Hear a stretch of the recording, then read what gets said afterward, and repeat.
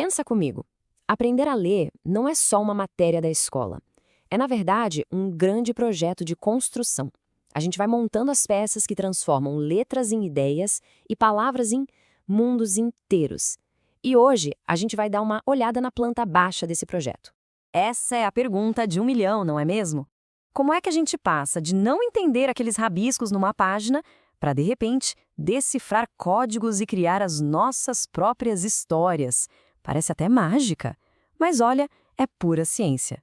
E a resposta para essa pergunta toda vem na forma deste material aqui.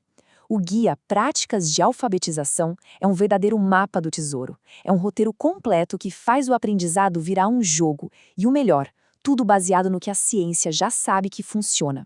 Então, esse aqui é o nosso itinerário de hoje. A gente vai passar por cada uma dessas etapas, desde a ideia geral do projeto, passando pelas peças mais importantes, até a montagem final, onde tudo se encaixa. Preparados? Então bora lá.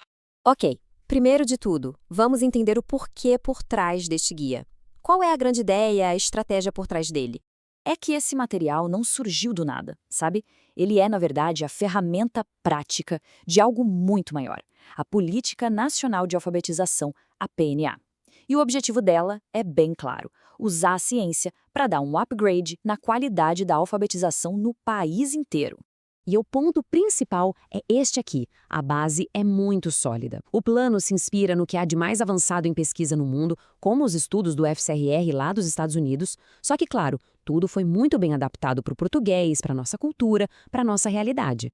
Certo. Então, quais são as peças fundamentais para a gente construir um leitor? O plano divide tudo em 6 blocos, 6 componentes essenciais. E são esses aqui. Pensa nisso como uma escadinha. Cada um desses componentes é um degrau.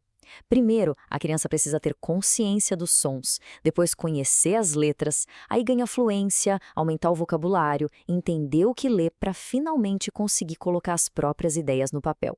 Uma coisa vai puxando a outra. Então vamos para a prática.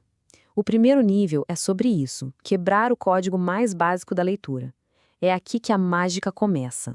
O pulo do gato tá todo aqui. É a criança sacar que a letra B não é só um desenho bonito. Ela tem um som, o som de B, que a letra A tem o som de A. Essa conexão é a chave que abre a primeira porta do mundo da leitura. E o mais legal é ver como isso é ensinado. Não é com aquela decoreba de antigamente, é com um jogo. Olha só, a criança não está só memorizando, ela está brincando de associar a figura de um carro com o som inicial da palavra, e aí ligar esse som à letra C. É muito mais intuitivo. E esse exemplo aqui, para mim, é genial. Ele ilustra perfeitamente o espírito da coisa. Em vez de ficar só recitando A, B, C, as crianças montam o esqueleto de um dinossauro brasileiro, o Amazonsaurus, colocando os ossinhos na ordem alfabética. O aprendizado vira uma verdadeira expedição. Muito bem, código decifrado. Vamos para o próximo passo. Depois que a base está pronta, é hora de ganhar velocidade e profundidade. Porque olha só, desenvolver vocabulário não é só aprender um monte de palavra nova. É principalmente entender como elas se relacionam. Saber que alegre, ao contrário de triste, cria uma rede de significados muito mais forte na cabeça. E de novo, a pergunta, como isso é ensinado? Com um jogo, claro. A atividade Encontre o Antônimo. Usa esses personagens super expressivos para que a criança veja literalmente a diferença entre os conceitos.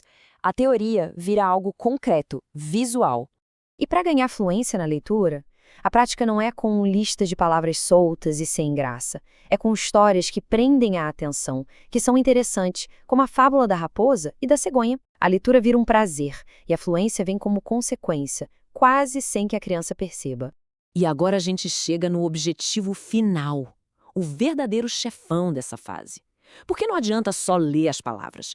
O grande lance é entender o que elas constroem e depois ser capaz de construir com elas. Lembra da nossa metáfora da construção? Ela volta com tudo aqui. Se as palavras são os tijolos, a compreensão é a habilidade de olhar para a parede e enxergar a casa inteira. Quem são os personagens, onde essa história se passa, qual é o problema que eles têm que resolver.